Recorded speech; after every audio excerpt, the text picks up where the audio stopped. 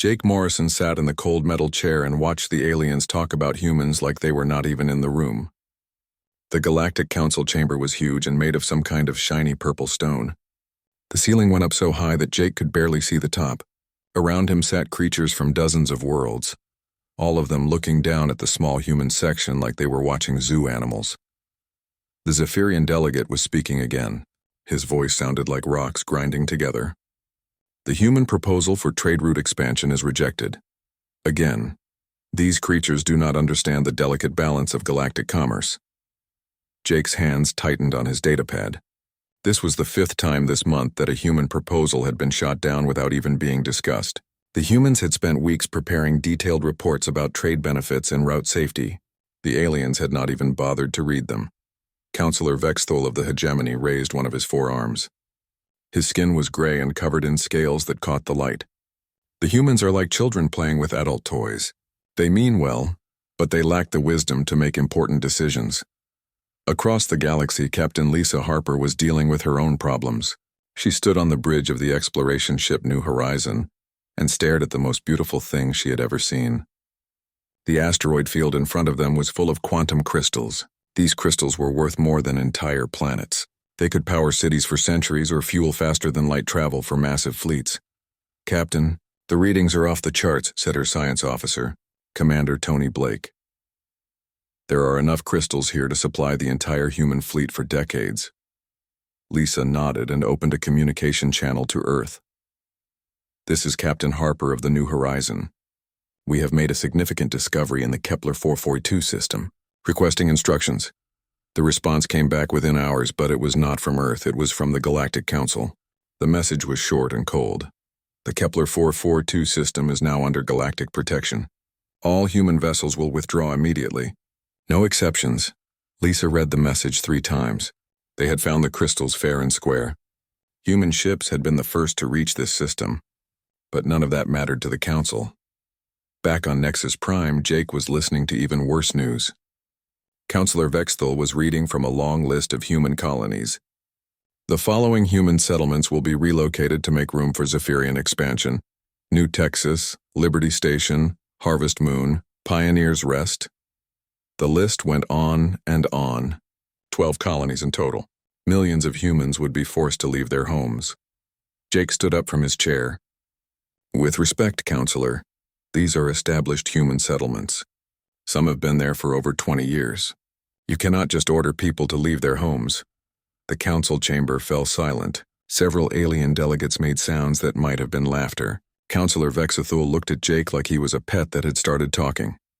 "Ambassador Morrison," Vexthol said in a voice dripping with false patience, "humans are guests in this galaxy. Guests do not make demands of their hosts." "We are not guests," Jake replied, his voice getting louder. "We are members of this council. We have rights." More of those laughing sounds echoed through the chamber. A Chromaxi delegate spoke up, her tentacles waving in what Jake had learned was amusement. "Rights? What rights do children have except those given by adults?" Admiral Ben Crawford had been sitting quietly in the back of the human section. He was old and gray, but his eyes were still sharp. He had fought in the border wars and helped establish the first human colonies. Now he watched these aliens dismiss his people like they were nothing. "I request a formal hearing," Crawford said, standing up slowly. His voice carried the authority of someone who had commanded fleets in battle. Counselor Vexthol checked something on his data screen. "Very well. You have 15 minutes to present your case. Do not waste our time. 15 minutes. Crawford had spent 40 years serving humanity, and they were giving him 15 minutes to argue for the rights of millions of people. He walked to the center of the chamber and looked around at all the alien faces staring down at him. "Honored counselors," Crawford began, "humanity has been a faithful member of this council for 30 years. We have followed every law, paid every tax, and contributed to every joint mission. We have never started a war or broken a treaty. All we ask for is the same respect you give to other member species." A hegemony counselor interrupted him. "Respect is earned through strength and wisdom. Humans have shown neither." Crawford felt something cold settle in his stomach. These creatures would never see humans as equals. It did not matter how long humanity served or how much they contributed. To the aliens, humans would always be the young species that needed to be managed and controlled. "We are not asking for special treatment. Crawford continued. We are asking for basic fairness. The colonies you want to relocate have been legally settled according to galactic law. The trade routes we propose would benefit everyone. The resources we find should belong to those who discover them. Time is up, Vexithal announced, though only 12 minutes had passed. The Council has heard your petition. Our decision stands. Humans will comply with all relocation orders within 60 standard days. The Kepler 442 system remains under galactic protection. Future human proposals will be reviewed when we determine you are ready for such responsibilities. Crawford stood there for a moment, looking around the chamber. He saw contempt in some faces, amusement in others, and boredom in most. Not one alien looked at him with anything resembling respect. Jake Morrison gathered his papers and followed Crawford out of the chamber. In the hallway, the Admiral stopped and turned to look back at the massive doors. 40 years, Crawford said quietly. 40 years of trying to prove we belong here. What do we do now? Jake asked. Crawford's jaw tightened. We stop trying to prove anything. Send a message to Fleet Command. Tell them it's time for Protocol 7. Jake had never heard of Protocol 7, but something in Crawford's voice made him shiver. The old Admiral walked away down the long hallway, his footsteps echoing off the alien walls. Neither of them noticed the small recording device hidden in Jake's jacket collar. For 30 years, human diplomats had been carrying these devices to every council meeting. The aliens had never bothered to scan for them. After all, what could humans possibly be planning? Soon the galaxy would find out. The news from Nexus Prime hit Earth like a meteor strike. President Kate Sullivan sat in the Oval Office and read Admiral Crawford's report 3 times before she believed it. 12 human colonies marked for forced relocation. The richest mineral find in human history stolen by council decree. 30 years of loyal service dismissed with a wave of alien hands. Get me the Joint Chiefs, Kate said to her aide. Emergency session, now. Within an hour, the most powerful humans in the galaxy were sitting around a table in the White House Situation Room. Fleet Admiral Ryan Carter had flown in from Luna Base. General Patricia Wells came from Mars Command. Director Chris Martinez represented Intelligence Services. These people had been preparing for this day longer than most humans realized. Show them the real numbers, Ryan, Kate said. Admiral Carter activated a holographic display that filled the room. What appeared was not the small, scattered human fleet that the aliens thought they knew. Red dots marked hidden shipyards and asteroid belts. Blue lines showed secret supply routes through empty space. Green symbols indicated weapons research facilities that officially did not exist. For 30 years, every time the Council rejected our requests or dismissed our capabilities, we made note, Carter explained. Every time they treated us like children, we planned for the day we would grow up. General Wells pointed to a cluster of red dots near the outer rim. Facility 7 completed its last dreadnought 3 months ago. The aliens think our biggest ships are light cruisers. They have no idea we've been building vessels that make their flagships look like shuttles. Director Martinez stood up and walked to the display. Our intelligence network spans 47 systems. We have assets inside every major alien government. We know their fleet positions, their supply lines, their command structures. Most importantly, we know their weaknesses. Kate Sullivan had been president for 6 years, but she had been planning for this moment since she was a junior senator. How long until we're ready? We've been ready for 3 years, Carter replied. We were just waiting for them to push us too far. On the far side of human space, Dr. Alex Thompson was putting the finishing touches on humanity's most closely guarded secret. The research station looked like any other science facility from the outside. Inside, it housed weapons technology that would rewrite the rules of galactic warfare. The phase variance cannons are ready, Alex told his team. Final tests show they can penetrate any known shield technology. The aliens designed their defenses to stop energy weapons and kinetic projectiles. They never considered weapons that exist in multiple dimensions at once. His assistant, Dr. Laura Kim, pulled up another display. The stealth systems are equally revolutionary. Instead of just hiding from sensors, our ships can bend light around themselves. They become literally invisible to both electronic and biological vision. Alex nodded. Humanity had always been good at thinking outside the box. While the aliens perfected existing technologies, humans had been inventing entirely new ones. Back on Earth, sealed orders were being prepared. Each message was encrypted with codes that would take alien computers centuries to break. The orders were identical and simple. Protocol 7 is now active. Execute on confirmation signal. Commander Paul Jensen received his orders aboard the heavy cruiser Defiance. He had been waiting for this message for 5 years. Around him, his crew moved with quiet efficiency. They had drilled for this moment so many times that every action was automatic. Similar scenes were playing out across human space. On hidden bases, massive ships powered up their engines for the first time. In asteroid mining facilities, weapons that had been disguised as industrial equipment revealed their true purpose. Human colonies that appeared defenseless suddenly bristled with weapon systems that had been hidden underground. Captain Sam Rodriguez commanded a squadron of the new stealth fighters. His ships were invisible to alien sensors and armed with weapons that could tear holes in space itself. "All pilots, remember your training," he broadcast to his wing. "We hit fast, we hit hard, and we disappear before they know what happened." The aliens had made one crucial mistake in their assessment of humanity. They thought humans were weak because they avoided conflict.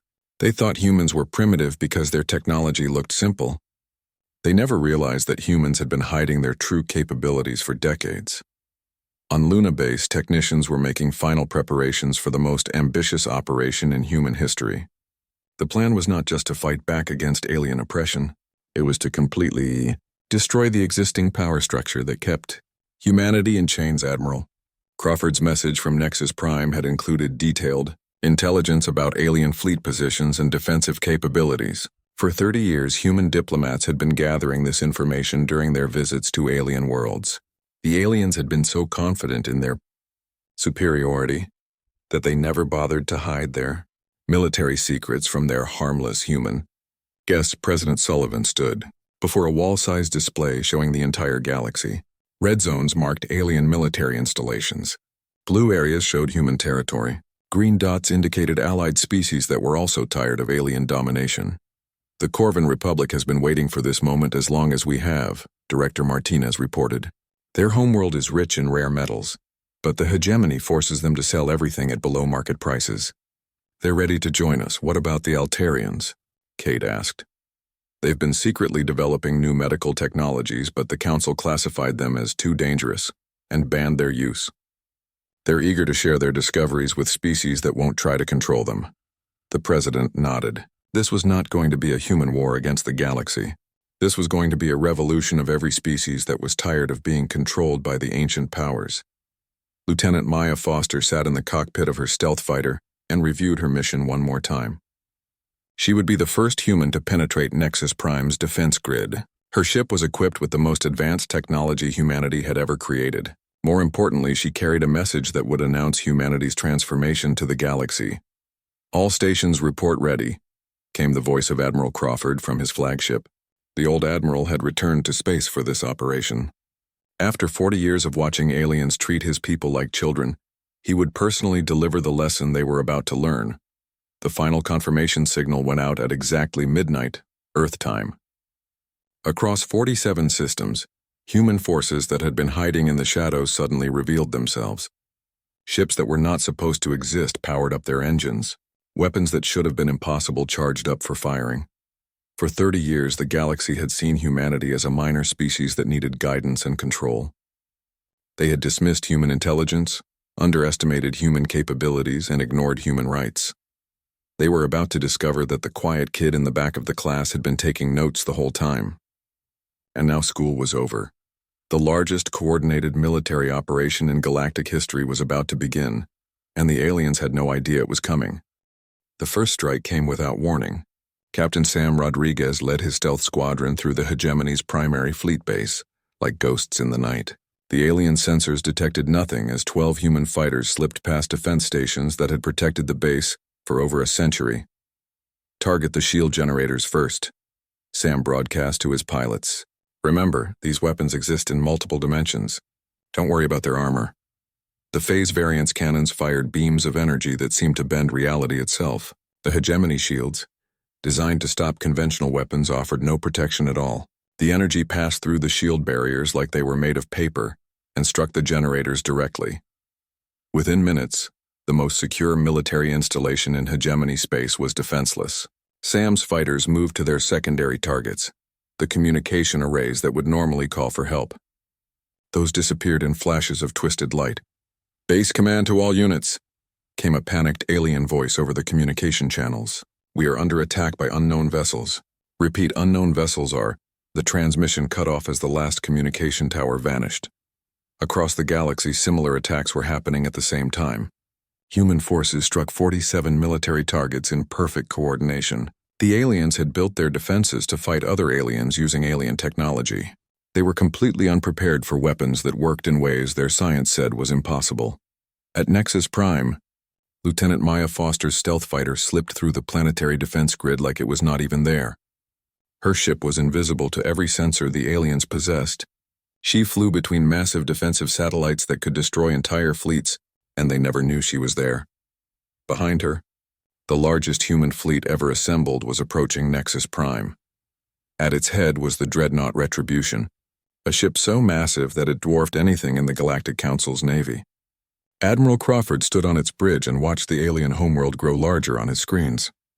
"Sir, we're receiving multiple distress calls from hegemony installations," reported his communications officer, Lieutenant Bobby Clark. "It sounds like our other strike teams are successful," Crawford nodded. "As expected. These aliens have been fighting the same way for thousands of years. They never learned to adapt." The Retribution and its escort ship suddenly became visible as they dropped their stealth fields. Alarms began blaring across Nexus Prime as the aliens realized that an impossible fleet had somehow appeared in their most secure system. On the planet's surface, Counselor Vexthol was meeting with other hegemony leaders when the emergency alerts began. "What do you mean there are human ships in our system?" he demanded. "Humans do not have ships that can penetrate our defenses." The answer came in the form of Admiral Crawford's face appearing on every screen in the council chambers. The old human looked tired but determined as he began to speak. "For 30 years you've treated humanity like children who needed your guidance. You've dismissed our proposals, stolen our discoveries, and ordered us around like servants. Today the children have grown up." Crawford gestured to something off-screen and the view changed to show the Retribution's main gun charging up. The weapon was larger than most alien ships and crackled with energy that seemed to bend space around it. "This is the UHSF Retribution, flagship of the Human Liberation Fleet. You have 60 seconds to surrender all military installations in this system, or we will demonstrate what human children can build when they put their minds to it." On planets across hegemony space, similar demonstrations were taking place. Colonel Steve Martinez led ground forces that liberated human colonies marked for relocation. His soldiers moved with precision that shocked the alien occupation forces. Where hegemony troops expected desperate resistance, they found disciplined military units equipped with technology they had never seen before. "Sir, the humans are using some kind of personal shield system," reported a hegemony commander on New Texas colony. "Our weapons can't touch them, but their weapons are cutting through our armor like it's not even there." The human soldiers were indeed protected by personal energy fields. But that was only part of their advantage. They had been training for this operation for years. Every human marine knew the layout of every human colony and the position of every alien military post. What shocked the aliens most was that the humans were not killing indiscriminately. When hegemony soldiers surrendered, they were taken prisoner and treated well. When alien civilians got caught in the fighting, human soldiers risked their own lives to protect them. Captain Diana Walsh commanded a human cruiser that encountered a Zephyrian medical transport during the fighting. The alien ship was clearly marked with medical symbols and was carrying wounded from a battle zone. "This is Captain Walsh of the human vessel Liberator. Medical transport, you are safe to proceed. We will provide escort to ensure your safe passage." The Zephyrian captain was stunned. His species was at war with the humans, but they were offering to protect his medical ship. "Why would you help us?" the alien asked. "Because that's what civilized people do," Diana replied. "We're fighting your military, not your sick and wounded." This pattern repeated across the galaxy. Human forces targeted military installations and corrupt officials while carefully avoiding civilian casualties. When alien medical ships needed safe passage, human commanders provided it. When alien colonies requested humanitarian aid, human supply ships appeared to help. Dr. Ellen Hayes was broadcasting from Earth on all galactic communication channels. Her message was being translated into dozens of alien languages and transmitted to every inhabited world. "The human species has been secretly developing advanced medical technology for decades," Ellen announced. We have cures for diseases that have plagued many worlds. We have agricultural techniques that can feed billions. We have defensive technologies that can protect peaceful worlds from aggression. All of this technology is now freely available to any species that chooses cooperation over domination. The broadcast included detailed scientific data that proved humanity's claims. Medical researchers across the galaxy stared at human solutions to problems they had been working on for centuries. Agricultural scientists saw farming techniques that could revolutionize food production. Military engineers examined defensive systems that could protect entire planets. On Nexus Prime, the Galactic Council was in chaos. Reports were flooding in from across their territory. Human fleets were appearing everywhere, armed with impossible technology and fighting with precision that made veteran alien commanders look like amateurs. Counselor Vex Thul tried to contact the hegemony's main fleet, but there was no response. He tried to reach their primary weapons manufacturing facility, but that communication line was dead too. In less than 6 hours, humanity had crippled military installations that the hegemony had thought were impregnable. "How is this possible?" demanded a Chromaxi delegate. "Our intelligence report said humans had no significant military capabilities." Admiral Crawford's image appeared on their screens again. This time he was standing in what looked like the command center of a hegemony base. Behind him, human soldiers were carefully cataloging captured alien equipment. "Your intelligence was wrong because you never bothered to really look at us," Crawford said. "You saw what you expected to see. A primitive species that needed your control. You never considered that we might be quietly preparing for the day we decided we'd had enough." The Admiral paused and looked directly at the camera. "But let me be clear about something. This is not random violence or revenge. Every target we've hit has been carefully chosen. We're dismantling the military infrastructure that has been used to oppress peaceful species for centuries. We're removing corrupt officials who have abused their power. We're not trying to rule the galaxy. We're trying to free it." As if to prove his point, reports began coming in from species across the galaxy. The Corvin Republic had thrown off hegemony economic controls and was sharing their metal wealth freely. The Altarians were distributing their medical advances to any world that needed them. 17 different species were rising up against their oppressors, all coordinated with human forces. This was not a human conquest. This was a galactic revolution, and humanity was leading it not through force alone, but through the simple idea that all intelligent species deserve to be treated with respect. The galaxy would never be the same. The galaxy was in chaos, but it was a very specific kind of chaos. Human forces continued their systematic dismantling of oppressive military installations, while carefully avoiding anything that looked like conquest or genocide. The aliens, who had spent centuries believing in their own superiority, were learning that their assumptions had been dangerously wrong. Colonel Steve Martinez stood in the command center of what had been a hegemony military base on the colony world of Haven's Rest. The base had surrendered after a brief demonstration of human weapons technology. Not a single shot had been fired in anger, and no one had been killed. "Sir, we've completed the inventory," reported Sergeant Amy Foster. "The hegemony was stockpiling enough weapons here to conquer 3 star systems. They were also maintaining detailed files on every human family on this world." Steve nodded grimly. The aliens had not just been planning to relocate human colonists. They had been preparing to completely eliminate human presence in this region of space.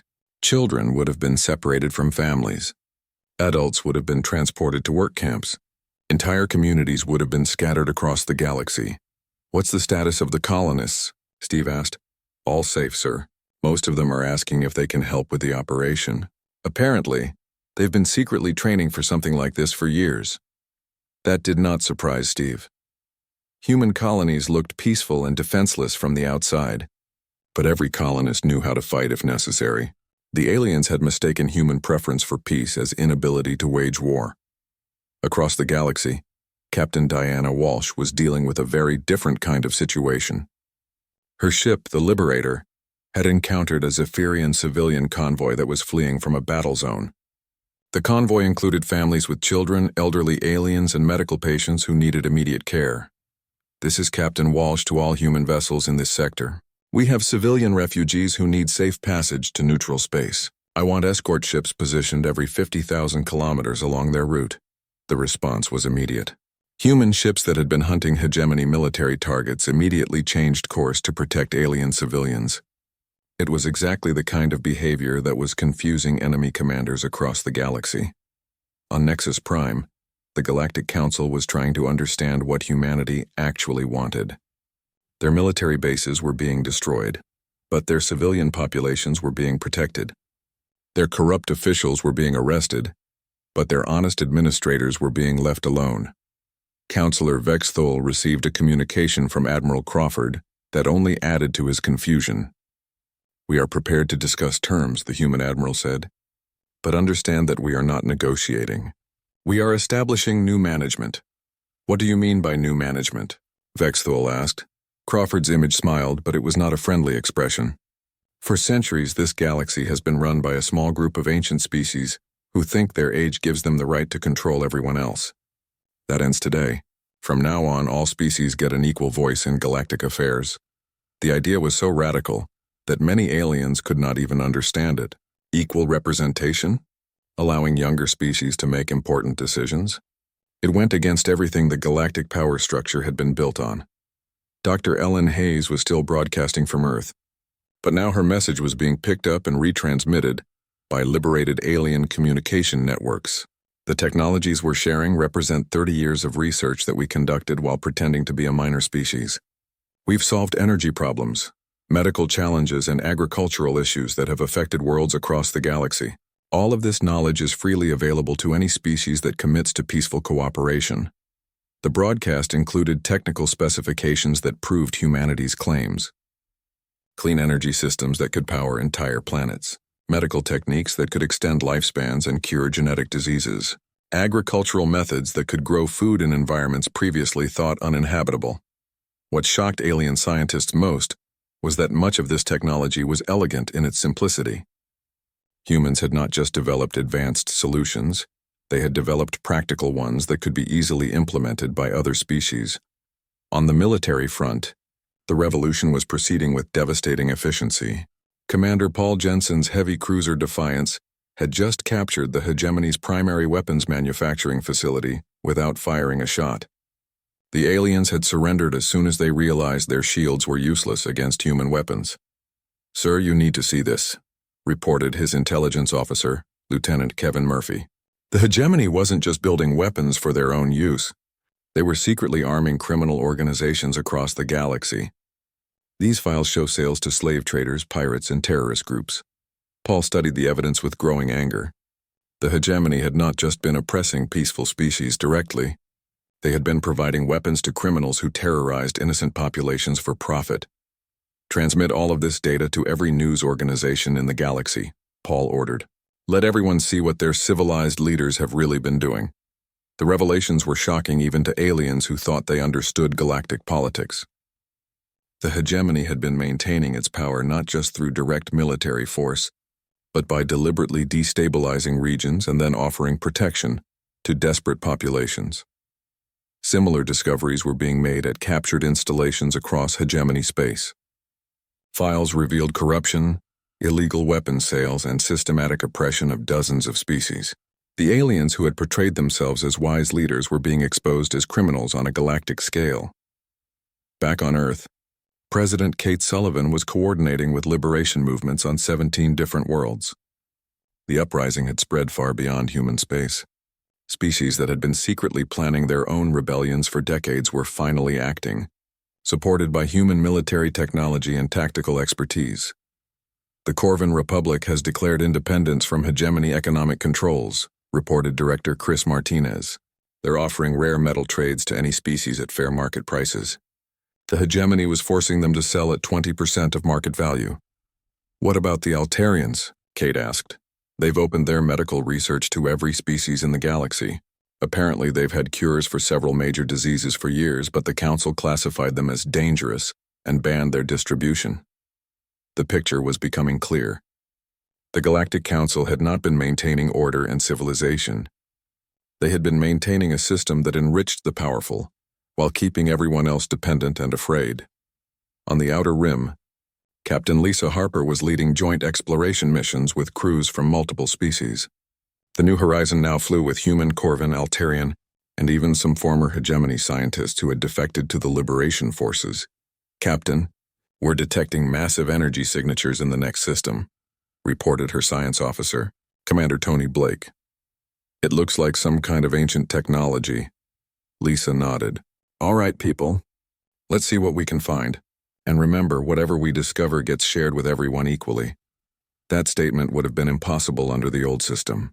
The Galactic Council would have claimed any discovery for themselves and decided who was worthy of benefiting from it. Under the new system humanity was establishing, scientific discoveries would belong to all species.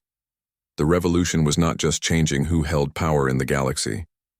It was changing the fundamental principles that governed how species interacted with each other. Instead of the strong ruling the weak, the new system would be based on cooperation and mutual benefit. Admiral Crawford broadcast one final message from the bridge of the Retribution as it orbited Nexus Prime. "To all species in this galaxy, humanity has no desire to rule over you. We want to work with you as equals. The age of domination is over. The age of cooperation has begun." As if to prove his point, the massive human fleet began to withdraw from Nexus Prime. They had made their point and established the new rules. Now it was time to let the galaxy decide what kind of future it wanted to build. 6 months had passed since the day humanity finally lost patience, and the galaxy was unrecognizable. The towering council chambers on Nexus Prime had been rebuilt from the ground up. Gone were the massive thrones that had elevated ancient species above their younger neighbors. In their place sat a circular arrangement of equal seats where representatives from dozens of worlds could meet as partners rather than subjects. President Kate Sullivan stood at the podium in the center of the new Democratic Systems Alliance Assembly Hall. Around her sat delegates from 43 species, including several that had never been allowed to participate in galactic government before. The sight still amazed her, even after months of working toward this moment. 6 months ago, this galaxy was ruled by fear and oppression, Kate began, her voice carrying clearly through the chamber's new acoustic design. Ancient species hoarded technology and resources while younger civilizations were forced to beg for scraps. That system has ended forever.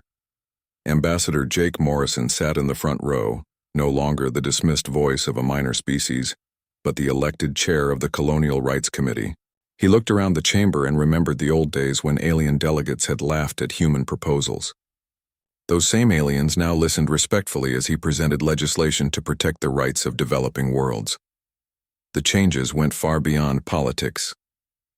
Captain Lisa Harper's exploration ship New Horizon was docked at a joint research station in the Outer Rim.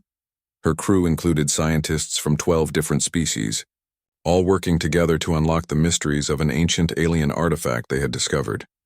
"The energy patterns are unlike anything we've seen before," reported Dr. Elena Vasquez, the human xenoarchaeologist leading the research team, but with contributions from Altarian medical science, Corvin engineering, and Zephyrian theoretical physics, we're making real progress. The artifact appeared to be some kind of advanced power source left behind by a species that had vanished millions of years ago. Under the old system, the Galactic Council would have claimed exclusive rights to study it. Under the new system, every species contributed their unique expertise and shared in the discoveries. On the former hegemony homeworld, Colonel Steve Martinez was overseeing the transformation of military bases into research facilities and civilian spaceports. The massive weapons factories that had once produced instruments of oppression were now manufacturing medical, equipment, and agricultural tools. The former hegemony military commanders are actually cooperating quite well, Steve reported to Admiral Crawford during their weekly update call. Most of them seem relieved that they don't have to maintain an empire anymore. Turns out that constantly policing the galaxy was expensive and stressful. Admiral Crawford smiled from his office on Earth. He had returned to an advisory role after leading the liberation forces, preferring to let younger officers handle the day-to-day operations of the new galactic order. "What about the ones who aren't cooperating?" "They're finding that their former subjects aren't interested in being oppressed again," Steve replied. The Corvin Republic cut off metal shipments to 3 former hegemony worlds that tried to re-establish authoritarian governments. Those governments changed their policies pretty quickly when they couldn't build anything. The economic transformation had been as dramatic as the political one.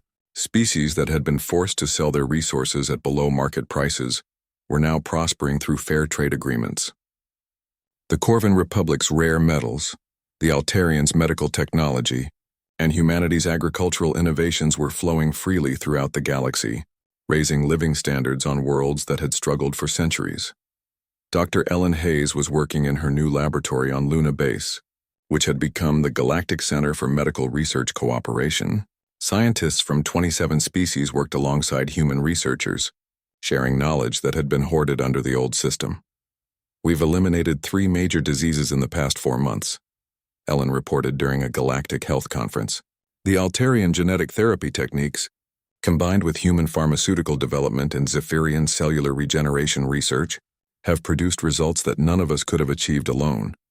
The medical advances were just one example of what happened when species worked together, instead of competing for the approval of ancient rulers." Agricultural yields had increased by an average of 40% on participating worlds. Clean energy technology was spreading to planets that had never been able to afford advanced power systems. Even transportation had been revolutionized. By combining human faster-than-light engines with alien navigation systems, Captain Diana Walsh commanded a joint patrol force that included ships from 8 different species. Their mission was not to enforce the will of a central authority, but to protect peaceful worlds from the criminal organizations that had once operated under hegemony protection. "This is Captain Walsh to all units. We have a distress call from a civilian transport in the Vega system. Pirates are demanding tribute payments." The response was immediate. Ships from the Democratic Systems Alliance converged on the system from multiple directions. The pirates, who had once enjoyed hegemony protection in exchange for destabilizing inconvenient regions, found themselves facing a coordinated response from half a dozen species working together. The pirates surrendered without a fight. They had been used to dealing with individual worlds that couldn't defend themselves effectively. They were not prepared to face the combined forces of the Alliance. On Nexus Prime, the transformation was most visible in the city that surrounded the government district. Where once only elite aliens from ancient species had been allowed to live, now beings from across the galaxy worked and lived together. Human engineers collaborated with Corvin miners. Altarian doctors worked alongside Zephyrian researchers. The city had become a symbol of what the galaxy could achieve when artificial barriers were removed. Ambassador Jake Morrison was meeting with delegates from a species that had just made first contact with the Alliance.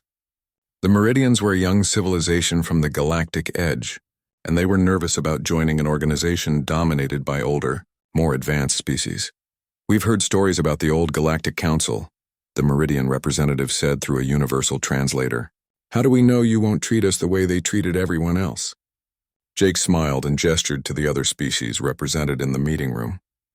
"Because every species in this alliance was once in exactly your position. We all remember what it was like to be dismissed and controlled by those who thought age gave them the right to rule. We've built something different here." To prove his point, Jake introduced the Meridian delegate to representatives from the newest alliance members, 3 species that had joined in the past month. Each had been welcomed with full voting rights and immediate access to Alliance technology and trade networks. The conversation was interrupted by an announcement from President Sullivan. "Citizens of the Alliance, I'm pleased to report that we have received formal requests to join from 12 additional star systems. Our family continues to grow." The announcements had become routine, but they never lost their significance. Every week brought new species that wanted to be part of the cooperative system humanity had helped establish.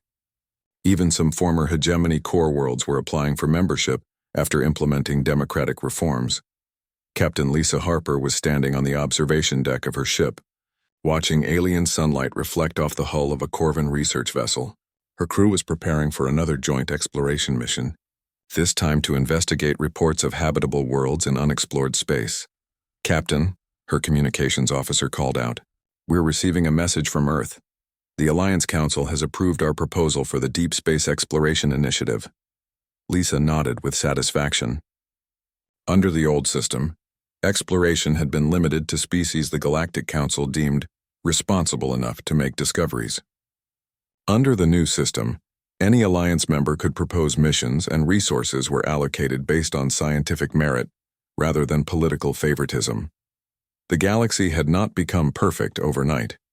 There were still disputes between species, Still technical challenges to overcome and still criminal organizations to deal with. But now these problems were being addressed through cooperation rather than domination. Most importantly, when young species made first contact with the Alliance, they were welcomed as equals rather than dismissed as children. The question, who leads this confederation, was met with the simple answer that had become the Alliance motto. We all do. That's the point. The day humanity had finally lost patience had become the day the galaxy had finally grown up. And like all growing up, it had been painful but necessary. The children had indeed become adults, and they had brought the rest of the galaxy along with them.